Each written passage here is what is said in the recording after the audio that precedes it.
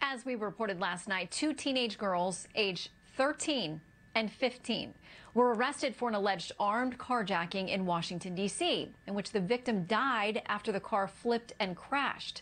District resident Luke Russer tweeting, carjackings are up 143% in D.C. since the start of the pandemic, getting absurd now. Most suspects are teens, another consequence of closed schools.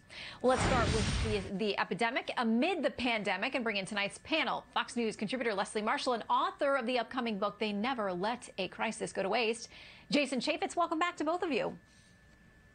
Thank you. Hi, Shannon. Here are some stats on D.C. carjacking from the Metropolitan Police. At least this is January to March 24th. At least 32 arrested. 23 of those, 76% of the people arrested were under 18. The youngest was just 12 years old. And we have some of those cases that we'll scroll on the screen. Jason, what do you make of that? I mean, 12 years old out carjacking, allegedly. You have to look at every case individually, but when you don't have schools operational, when they're failing schools, when they're not in school, and I would also add, I think a lot of this has to do with single-parent households. And if you don't address those things, I don't think you're ever going to solve this. The other point I'd quickly make is that many of these communities are also advocating that they want to defund the police. It sounds like they need more community policing, not less. The Wall Street Journal talking about this as we continue to scroll those ages across the screen, accused here in D.C. of carjackings. Wall Street Journal says this: police officials and youth advocates suspect that one driving force behind the carjacking trend is that teens have grown increasingly isolated, disengaged, and susceptible to dangerous behavior nearly a year after schools switched largely to virtual instruction for many children. Regardless of school status, the pandemic has led to anxiety and depression. Leslie, and we know, too, for the parents, a lot of anxiety and depression as they're trying to juggle taking care of the kids, making a living, figuring out how to make this all work. Yeah, but you know, Shannon, my kids, 12 and 13, are still at home. They start part-time next week, and after spring break, thank God, hallelujah, going back to school full-time. And they haven't carjacked or committed any crimes. That you know of. When you look at the inner city, you know, I've lived in Washington, D.C., and I'll tell you, when I lived in Chicago, this came up.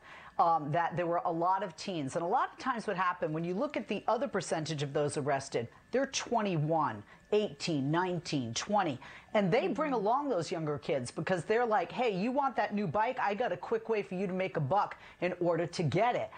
Look, when there are desperate times in any country, and we've had an economic crisis as a result of the pandemic and the pandemic itself, you know, desperate times make people do desperate things and poor choices. But sadly, there have been kids committing crimes throughout the country, especially in big cities, you know, before COVID, and that certainly needs to stop. But I don't think it's because they're not at school.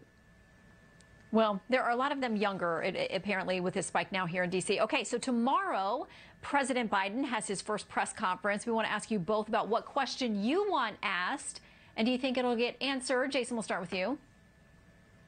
I think the one I would ask President Biden is, if somebody comes here illegally or is applying for asylum, gets caught and then released out of the homeland, what exactly are they supposed to do for food and shelter and health care? I don't think there's any answer to that. And I think by the tens of thousands and eventually hundreds of thousands, this president and Kamala Harris have created a unbelievable human tragedy with human trafficking, and it's just disastrous for this country. And I hope he gets asked some hard questions about it tomorrow. Leslie, what's your question? Well, Jason, we don't agree, but we're in the same category, because my question would be, and I do think they will ask and they should ask, about the president's plan for immigration, which would touch upon one of the things that Jason said, which is applying for asylum. The only way to apply for asylum under our current laws, which are truly in bad need of repair, as you know, as a former congressman, it's because you have to come to the border in order to apply for asylum. And President Biden has, in a sense, foreshadowed the idea of being able to apply apply for asylum in your home country. That would stop a lot of the flood from coming into this country. And I do think a lot of questions about immigration will be asked. And I certainly hope that the president has the answers and has a plan, because we need to know what is his and his administration's plan. Yeah, people certainly want to hear that. And listen, Jason, his critics have said he's lost a step. He's not up to being the president. They've really undermanaged the expectations here. And we saw that with the debates, too. And then he showed up. He answered questions. He was completely engaged. What do you think about the expectations on him for tomorrow and how he needs to perform? Yeah, they were pretty low. I think people will be looking at whether or not that he's calling on specific reporters, how long does he able to stay, and what sort of fumbles does he make along the way. Well, Fox will be in the room along with many other media organizations, and we will cover it here live tomorrow afternoon on Fox News. Leslie and Jason, thank you both very much. Thank you, Shannon.